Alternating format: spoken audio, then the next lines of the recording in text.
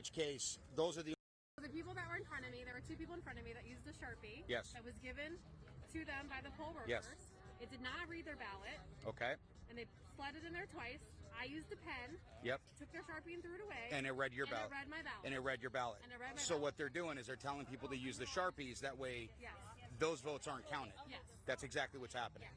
So there was other people that were in there voting with their pens, and they literally went around and they were yanking pens out of their hands. Yes, they tried to do that to me, and I took their Sharpie and I hid it because then they said, look for all the Sharpies that are not being used and take the Sharpies back. They had a bowl of pens behind them that they were not giving to people and only giving Sharpies out. There we go. So the ones with the Sharpies are not being read at all. No. No.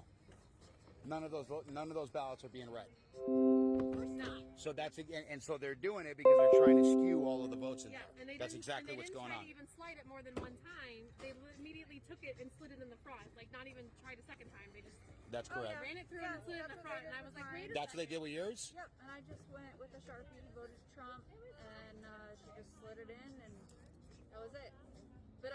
But they're not counting. They're not counting the ones with the Sharpies. And so they're forcing people to use the Sharpies, and those votes aren't being counted. Right. That's what's going on. Right. And then I posted it on my Facebook group chat in my neighborhood. They said they did it at the Queen Creek Library. They did it at ASU Polytech earlier. They're like 4 different polling places were doing Sharpies, all in like between Queen Creek and like the edge of Gilbert. Yep. And those ones are not being counted. Yes. They're invalid. Yes. I mean, Yes. like, I have proof. So they're invalidating votes is what they're doing. Yes. Yeah. Yes. Like, That's how what I it took a feels like. picture of my Okay. ballot for And then Trump. there was a guy that directly came out and yelled at me 3 times.